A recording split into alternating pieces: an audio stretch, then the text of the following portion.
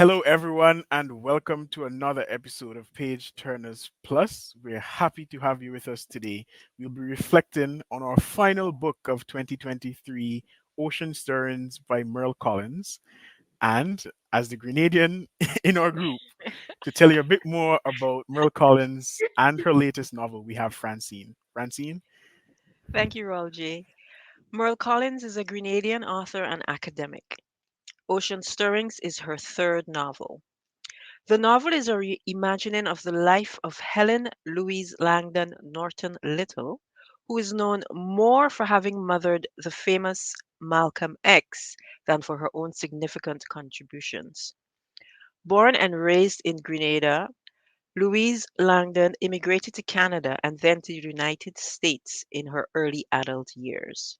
In Ocean Stirrings, Merle Collins has the grandmother who raised her rename Louise Langdon Océane in recognition of the girl's fascination with the ocean, which was visible from their home in the village of La Digue in Grenada. Océane will grow up in the highly structured colonial climate which was Grenada at the turn of the 20th century, buoyed up by a burgeoning Caribbean nationalism. Thank you, Francine. And I guess we could start with the setting of the novel, since you spoke about where Ocean grew up. So the question I have is, did the setting of the novel and or any of its characters feel familiar to you? And this is for anyone, but I could start. Just to say that it did, because we've done so many books recently that covered colonial periods. So we did On a Woman's Madness, we did well, this was sort of post-colonial, but Lionel Tuyo's book, and you saw like certain aspects of colonial education, colonial life, and even the mention of the terrain of Grenada. I've never been to Grenada, but it's very familiar to the terrain that was described in another Grenadian author's work we did, Jacob Ross, in Bone Readers. So it did seem familiar to me just based off of the previous readings that I've done for Page Turners Plus, and not necessarily from being to Grenada. So I don't know if anybody else had a similar or different experience. Well, I could easily say that the novel had very recognizable parts in terms of the geography and the topography and terrain and all that. You are good stuff that you mentioned. Yes, I knew it was Grenada, not because somebody mentioned. She actually used names that were actual Grenadian villages and towns. So there was no ifs or buts about it. There were some landmarks, like I think Leapers Hill was mentioned in this. It's a significant landmark in the history of the Taino people, the Caribs, and the British. When they leapt over, they preferred to die than to be captured by the British. So there were very many recognizable parts in that book, and it felt like Grenada. And Leapers Hill was also mentioned in Jacob Ross's work as well. So it seemed Mhm. there is a lot of significance, and Grenadian writers are definitely ensuring that it forms part of their work. Well, I definitely have to chime in to agree that it was extremely familiar to me because, as it happens, my mother's family is from La Digue, and I have family they still live there, and I spent many of my childhood summers in the areas that she was talking about, in La Digue, in La Baie, in Grenville, as it's officially known. So for me, it was like I was back in Grenada. I recognize pretty much everything that she talked about. Just generally speaking, the themes that she addressed and the characters that she wrote about were really very recognizable as being extremely Caribbean or West Indian. And the geography of Grenada, I mean, it was distinctly north, um, as opposed to the capital, approaching the capital, St. George's. So it was really concentrated. I found the northern part of Grenada, which, if you, well, Francine knows, Sortes is almost at the tip, northern tip. So it wasn't just rural; it was very rural. And in a way, it demonstrated the reality of many people from rural communities back then, because just the way that the mentions of St. George's were quite scant in the novel, the people back then who lived in the rural areas were isolated essentially from town life as it turns out to be. So that was actually an aspect of the novel that I found quite rich, and that I liked. And she did a wonderful job of showing us colonial Grenada. And I think my next question will demonstrate that even more, because early in the novel there's a scene in which the children play a game called Up and Down the Deck, which is inspired by the community's unconscious retention or unarticulated memory of enslavement. Do you think there is any utility in the author pointing out the fact that this imperfect memory persisted? I think so. I often reflect on the fact that we still say, without recognizing where it comes from, your free paper bun. At every end of summer holidays, we tell children, your free paper bun. That is a very direct retention from our enslavement. Um, I'm not familiar with the game Up and Down the Deck. I never heard of it until I read this novel. But I suspect that we have many similar retentions. And I was pleased that she brought it out, that she's calling our attention to the fact that we've retained these things without even knowing that we've retained them, and they are directly related to our history of enslavement. But yeah, I'm also thankful that you mentioned that, Paula, because I you could see that Merle Collins she was scratching away at the surface of this, because um even when Ocean ends up in the US, she it might have been before where there was mention of the time it has been since the abolition of the slave trade, and I think it was emancipation. And I think it might have been Marcus Garvey who said, it's been so long, it might have been like 70 years at that point since emancipation, yet you're still essentially in chains. And that was a important point made in the novel as well, even though it was a sort of comparison between the formerly enslaved in the Caribbean and the formerly enslaved in the US. But that was still a very powerful point that I think was made in the novel. So, Tony, you had a point there? Yeah. Just something you said when you said she was scratching on the surface of those things. I found throughout the novel that there was a lot of scratching on the surface of many themes to do with our memory of growing up in a post slavery sort of society, post plantation. Many themes, and the Royal Reader was just like central of all of that. That was her anchor in the novel, right? The sort of education, early education that you got then. Um, you know, I found that, as you mentioned, scratching. I found that the novel, though it highlighted a lot of what these slavery narratives and post-slavery narratives that we read about,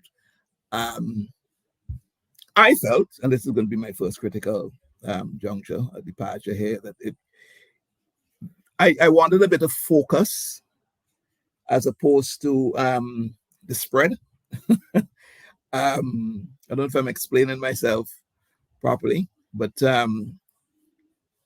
just that Roger jolted or alerted me on that word scratch. And that's the word I was looking for. It just sort of unearthed, just on the surface, a lot of these things, but I didn't see the depth. But the focus, Tony, was on the life of Louise Langdon. So I But don't know that I don't yeah, know that if what she's trying to do mm, is to show us the development of the life of Louise Langdon and how Louise Langdon became Louise Little, and how she became this activist in the Garveyite movement.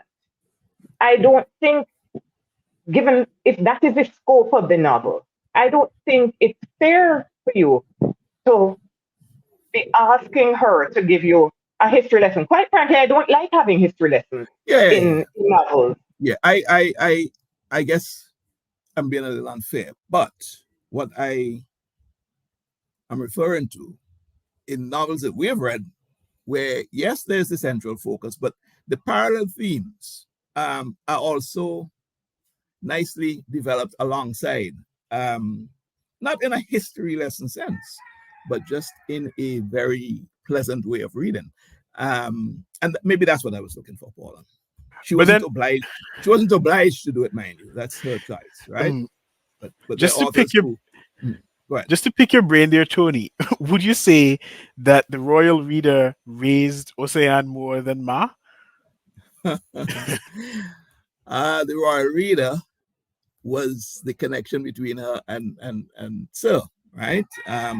Sir's tool was the royal reader. His educational tool was the royal reader, but it was clearly um, the the era in which the author must have been educated as well. I am going to take a risk and guess that um, because Paul of the Royal was such a a central focus of this thing, eh?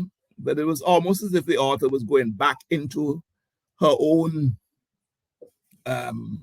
And I mean, she's allowed to do that, and Actually, it's her mother's and grandmother's era, not hers.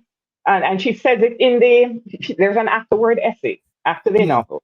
There's an yeah, afterword essay, and she mentions that. She mentions that when she learned that Louise Langdon used to quote extensively and long passages from the royal reader, it excited her interest because her mother and her grandmother also did that. So I think the Royal Reader is before her time. I believe I have seen Royal no, it's Reader not. book It one. can't be before her time. If I was introduced to the Royal Reader in school, and I'm not as old as Merle Collins, so it cannot be before. It cannot be before her. I used royal readers. They were still being used in Grenada Oh when I yes, it was in primary cannot be school. before her time. Mm-mm. So Okay, yes. I'm horrified that you use the Royal Reader Yeah, because that thing was rife with racism. yes, it Seriously, was. you use the Royal Reader? Oh Yes, yeah, it I was. know. Oh yeah, I yeah, Yes, we use the royal readers.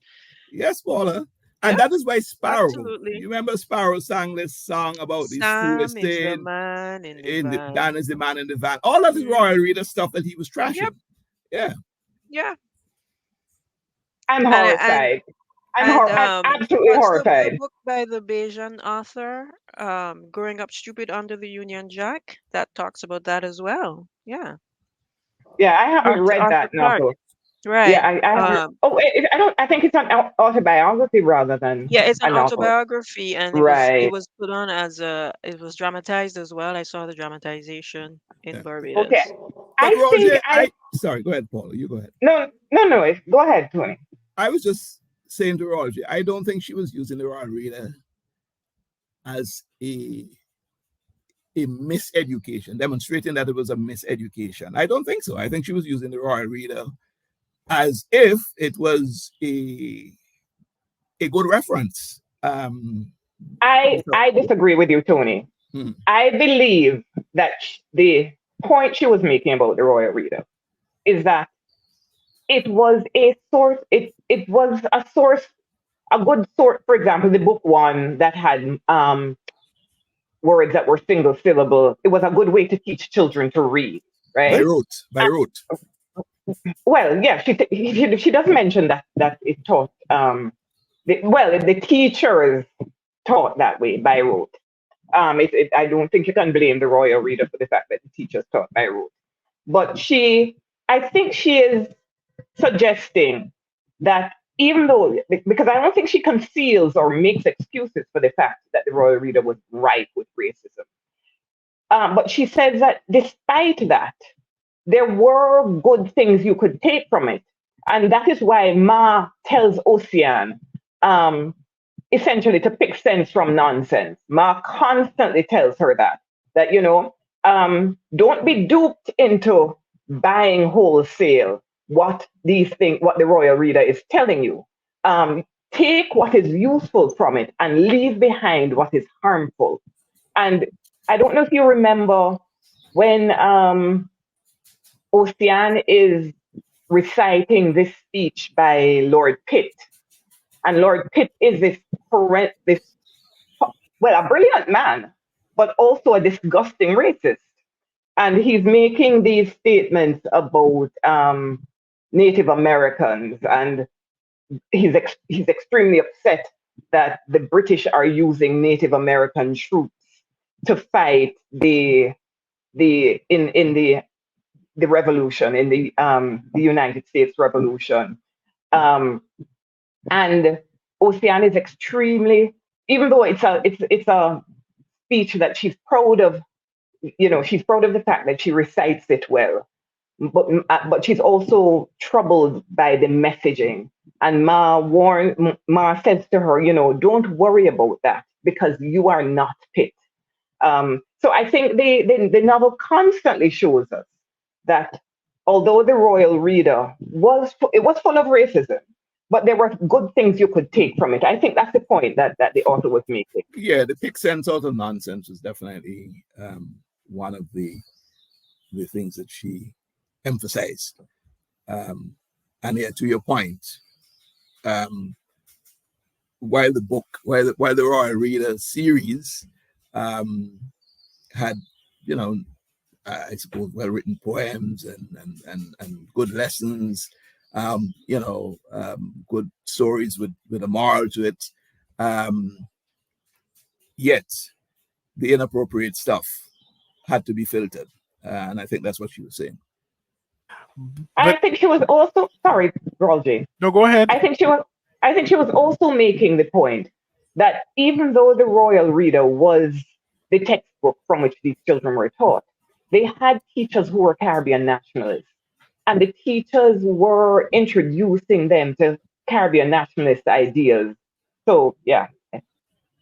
But I mean, I suppose I also want to put my perspective as someone who straddles the 20th and 21st century. um, I was quite uh, amused, shocked. I don't know that people in Standard Five were reciting such lengthy passages and had such levels of discernment at that age because when I was in the equivalent of standard five, I don't recall anybody in my class being so intelligent and so in tune to have opinions on these things. So that was an aspect of the novel that I was like, maybe it's an effective tool of instruction. Yes, because the children were quite brilliant. But I don't know how realistic it was. That back then What is standard five Very standard children were realistic, five? so intelligent. very What realistic, Roger. Very realistic. Sorry, Paula, but I'll tell you that primary school education was probably all that a lot of people in that generation got, right? And it was more intense than you see it today, in terms of when somebody left primary school, some of them went straight to teach. It was a solid education, almost a secondary education, intertwined with primary education when he's past standard 3, standard 4, standard 5. So I think it was very realistic to answer your question.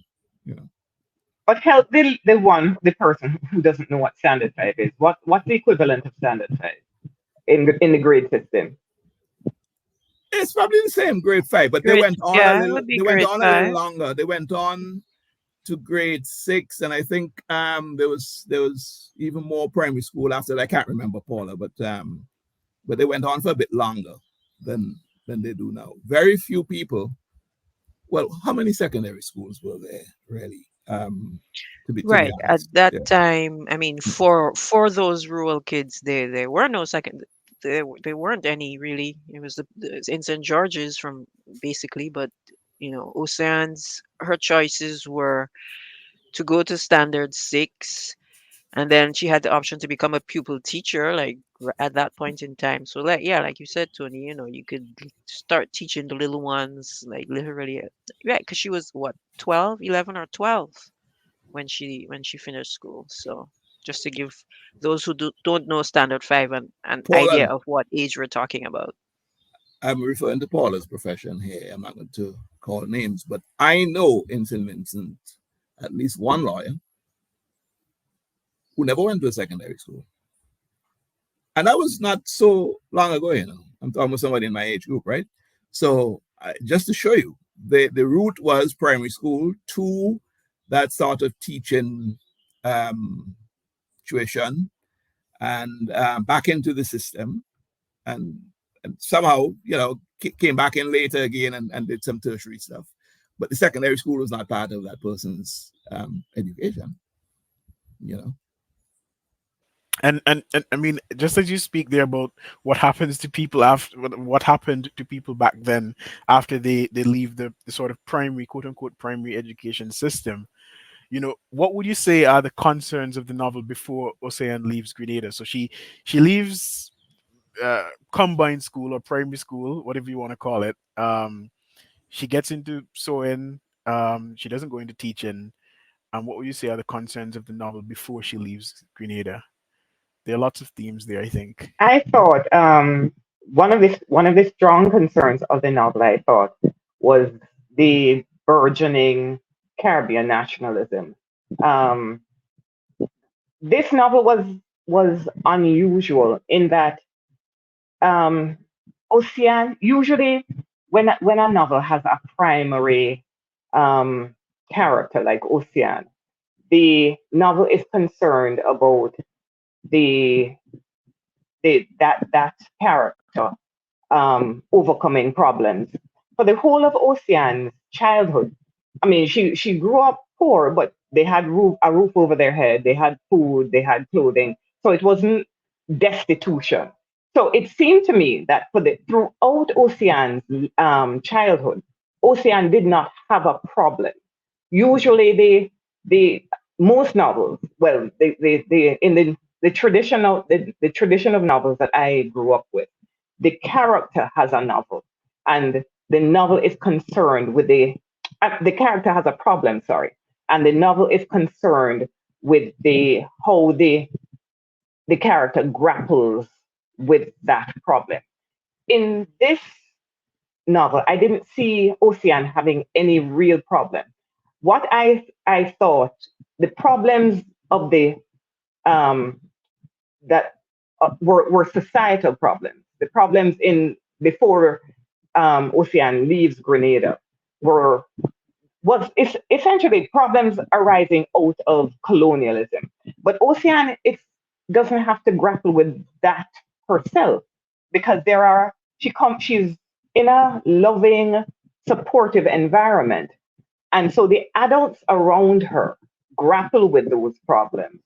Um, Ocean never we never see Ocean grappling with problems until she leaves she leaves Grenada. I um I think the problems were identified, not Ocean's problems, but I think the problems, the societal problems, were certainly identified um, in the novel, and that to me is where the novel picked up the Caribbean nationalist theme. Okay, and coming from Sir, did Sir ever have a name? I can't remember. Oh, that was him, Sir. Okay, Sir and Mr. Ainsley. Was there a Mr. Ainsley too? Yeah, am There was I a similar Ansel, name, and yes, Mr. Ansel, yeah. Ansel. Ansel, right.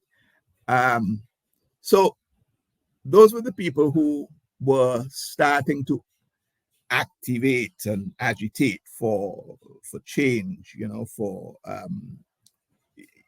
that And sort of Uncle Ero. removal of the colonial oppression, right?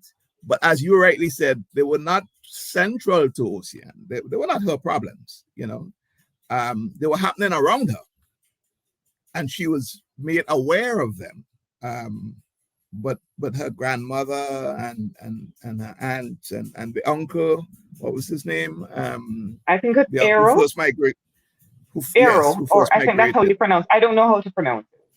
Yeah, um, yeah, they were the ones who were sort of galvanizing together. Um, to sort of deal with what the obvious colonial oppression issues were, you know. So yeah, I agree with you, Paul. I just wanted to jump in on the about Ocean's problems. Like this is probably not a problem, but wouldn't you say that one of the things that she did sort of confront and grappled with in different ways was the question of her father that seemed to come up quite often, whether it was, Ma referring to him as a reprobate or the other kids in school teasing her about the fact that she was light skinned. That seemed to me to be something that Oceana herself particularly was dealing with. Not that it affected her negatively, like you said, Paula. She was raised in a very supportive and loving home, but that she did have thoughts and questions about that she was trying to figure out. Yeah, there were definitely more than hints about, the conflict that her light skin created among her friends and maybe even the rest of her family. So those were definitely issues which bore down on her, not necessarily paralyzing her though, and stopping her from moving on. But yeah, you're right. And the father, she never knew who he was. She heard stories about him, but never met him. Um, and I think the father was quite a clever link to the how the colonial people infiltrated the the the, the, the black race, and not just the psyche, Paula, but they got into our DNA,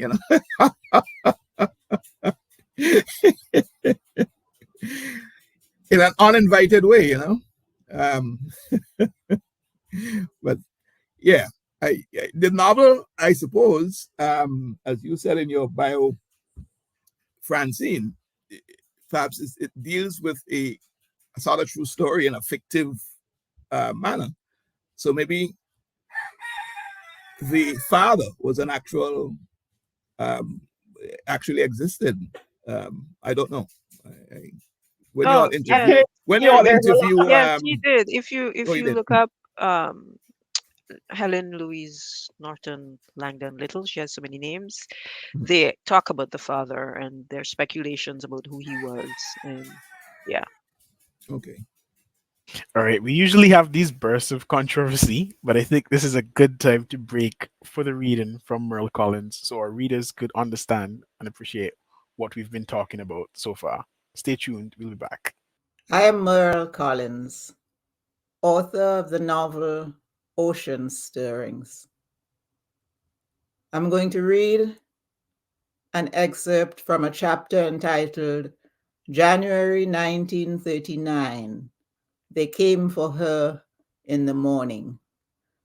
The title character, Ocean, is being pulled from her home, and we discover later that she's being taken to a mental institution. That doctor said she needed some rest, but you don't drag people out to make them rest. Those social worker people is job pouvoir, devil in truth. It's them. She's sure they are the ones with some devil plan. They have been there pulling open her door without knocking, poking their nose into everything, telling her that she needs to give up what they call these foolish pretensions and eat the food she can find. They have been saying she's crazy for not eating the food that is there and can help feed her and her children. They have been telling her that she should be more responsible. What do they know about responsible? Where are they taking her? Her shoes fall off, and inside her head she calls to her mother, her grandmother. She better not call out loud because they will say she is mad. But can people do this? Just drag you out of your own house? Is this something they can do because of this thing they call Jim Crow? But is she in the Jim Crow area? Where are they taking her? Your last child is illegitimate, they kept saying when they barged into the house, as if she needed to be told. But is that something they can jail her for? I know, Ma, I know. I have to be careful. She wants to tell them. if you would act as if a woman alone can take care of her children and is a person who can have her own ideas and who deserves the pension her husband has worked for, I probably wouldn't be looking for another husband. She asks herself, what are the rules? How did I get here? Why do I take on these ideas that seem to say you should just let God decide whether He will put a child in you or not? Why don't they make it easier for you to find out what to do not to have children every Monday morning? I suppose they mean don't do nothing unless you is man. Lord, how I lose road from La Digue. Where they taking me?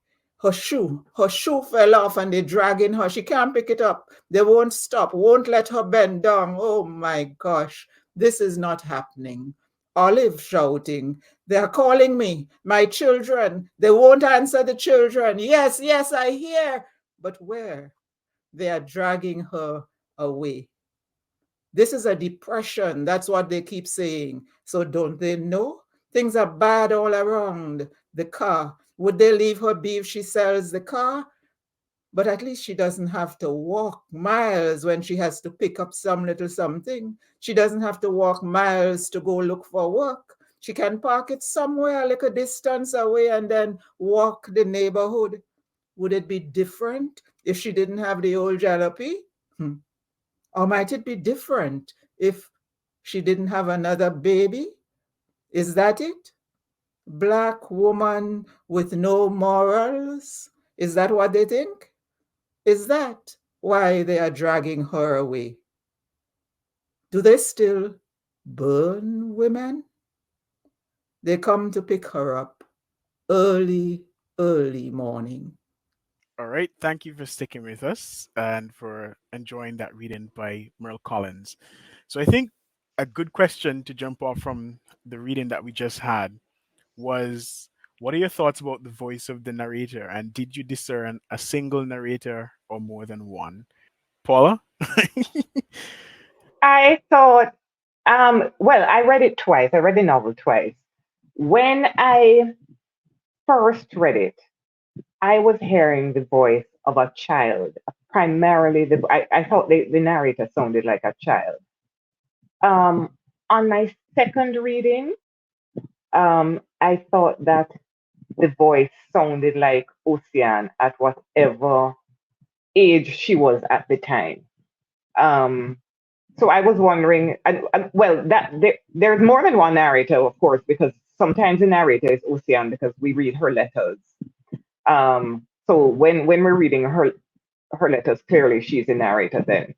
But when we have the narrator calls itself the spirit of the place, um, and I imagine it's the spirit of Grenada.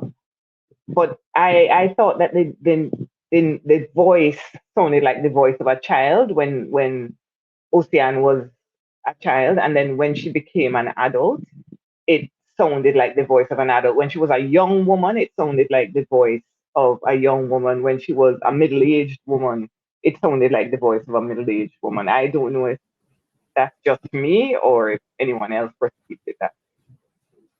I perceived it as definitely the ocean's perspective throughout the novel, right?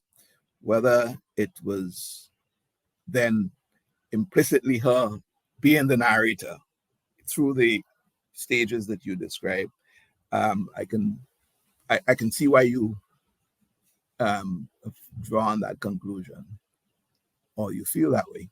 But it's a question I did not give much thought to. I just assumed that I was reading through the lens of Ocean.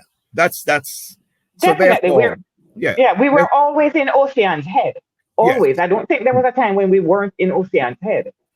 not a time at all, not a time that I can remember ever. Um, I would disagree with that. In the beginning, before Ocean was born, we were in Ma's head. It's yes, literally called Ma's musings, and she's musing and musing and musing and musing, and then yes, when and for me, when even after Ocean was born, I felt like it went back and forth between Ma. and Ocean. It was more of Ocean, but for me there were periods where I felt like I was hearing Ma give tell the story about what was happening. I don't Now that you say it, Francine, I agree with you. know. Yeah, my definitely. I forgot the start. I forgot Ocean did not exist always. You know? And So Ma's Lang, voice was present throughout, though. Her voice and well, presence her was there. reflections, Yes. that was basically, but that was from Ocean's head. The reflections on Ma's life lessons and drawing reference to the things that Ma, her comforter, her shield, her protector, when Ma was no longer around and she was out there literally in the cold in North America, um, she called out for Ma many times, through her reflections. So Ma was always present, Roger. I agree, you know, um, but not necessarily narrating. I think if we're to sort of put a ratio to it, it, it, it well over 50% of the narration of the novel to me came through Ocean's head, or her perspective. All right. So, does this novel feel as though it's targeted towards any particular audience? Certainly, with the heavy Creole or Creole, I'm thinking Caribbean people, because I was thinking of recommending it to my friend who's in Scotland. I was like, I don't think she'd enjoy reading this, to be honest. I don't know. What are your thoughts? Roger, I feel like, go ahead, Tony. It seems like you have a oh, burning sorry, question and point. I'm going to be brief actually. The thing that ran through my mind constantly when I was reading this novel is that this seems a piece. I have a 13-year-old son, and it seems a piece that um, would be very much of an education tool if my 13-year-old son and his colleagues read it and got some guidance through it to sort of bring the context. Um, but that would be an ideal audience. I'm not saying it's not a book for adults. Don't get me wrong. I'm not saying that, but I'm saying it would be a useful education tool, um, especially if you want to learn about the Marcus Garvey, um, movement. You want to learn about what education was like in that day. So you want to see the evolution of our education system. You want to know what life was like as a young person. That's why I said the Carrie's age, because Ocean, for most of the novel, anyway, or at least half of the novel, was very much a young adult, right? So I got that sense that you asked about audience. That's one of them, not the only one, but that it can fit into, maybe with not so many pages, but it can fit into that age group. Yep.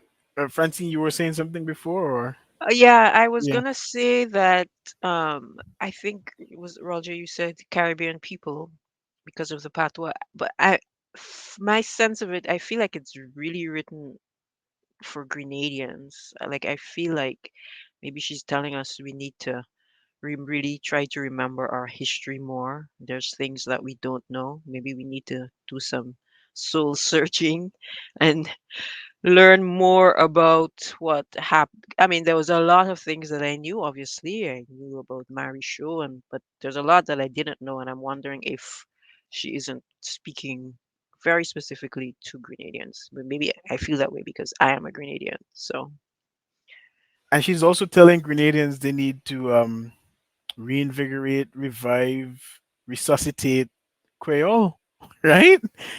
yes, Definitely. also, Yes. also, I have to say, I quite, well, enjoyed is not the right word, but I did like the fact that she wrote the Creole, which most Grenadians no longer speak. I mean, my grandmother probably spoke a little bit of it. We have a few words, that are still in the language that lots of people probably don't even realize it's Creole. And yeah, it's kind of a pity that it died out. And yeah, maybe she's saying, you have this history, so research it. On that note, actually, I should point out that my husband is French, and the first time we visited Grenada, he was just amazed at all the place names that were in French, and also really interested in how Grenadians pronounce them because they're not at all pronounced the French way. So, there's all this history that we are unaware of that we should probably, like Leaper's Hill. So, I mean, sauteurs, right? We call it sauteurs. It's French. It's sauteur, which means jumpers, basically. I don't know how many people actually know that that's what sauteurs actually means, because Mm. that's where Leaper's Hill is. So, I find it interesting, though, and the novel did teach me, Francine, that you Grenadians spoke Creole extensively in a part of your history. In and what I find interesting is because I hear no such reference being made to or claim being made to us here in St. Vincent, and I'm just wondering why was Grenada different? Is it that the French spent more time as the colonizer there? They certainly were here in St. Vincent as well. We have the French names for certain towns and villages here, just the same, you know. But I found that interesting. Yeah, I think Merle Collins was asking us to look into our look into our history a lot more because even the mention of Mary Shore, which many of us may not have a lot to pinpoint there. But I think we could ask a question here about what many people would be drawn to this novel for. The fact that Louise Langdon Norton Little was the mother of Malcolm X. So, how do you feel about the fact that the novel pays scant attention to the fact that Louise Norton Little was the mother of Malcolm X? I certainly was looking for a lot more mention of it because it's a big thing. But I apparently, don't know. I was fine with it because he mm, has lots of books written about him. This was about her and her contributions, and which is another thing that I was not that aware of. I mean, I think I've known for quite a while now that Malcolm X's mother was from Grenada, but beyond that, I can't say that I knew that much about her or what she did or the role that she played, no doubt in making him into the activist that he became later on. So I was happy with the fact that, this was not a book about him. This was about her, and I was good with it. I think too, if she had made it about Malcolm X, it would have been kind of piggybacking. Um, I think she had a distinct intention to tell Louise Little's story.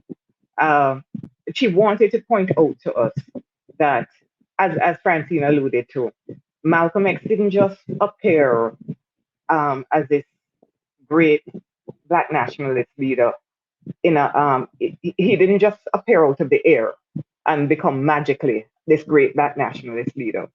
It was his family background almost dictated that that is the direction in which he would have gone.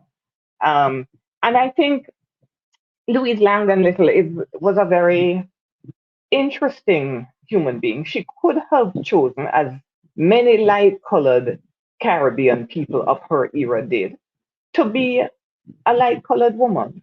And black nationalism is not her problem because she gets light skin privilege.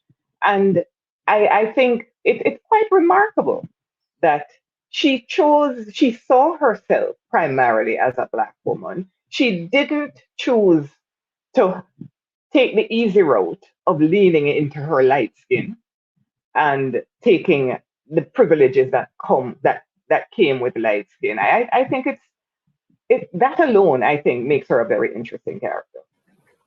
And I think it was in large measure to her grandmother's upbringing and her love for her grandmother. In fact, there was the reference when she was on the boat and the purser or whoever it was telling her she can go in these cabins because of her skin color. And she didn't want to do it because she felt as if grandmother was on the trip with her. She'd be abandoning her grandmother just on the basis of the grandmother being black and her being fair skinned. So I think the grandmother um, kept her very grounded, the influence of the grandmother.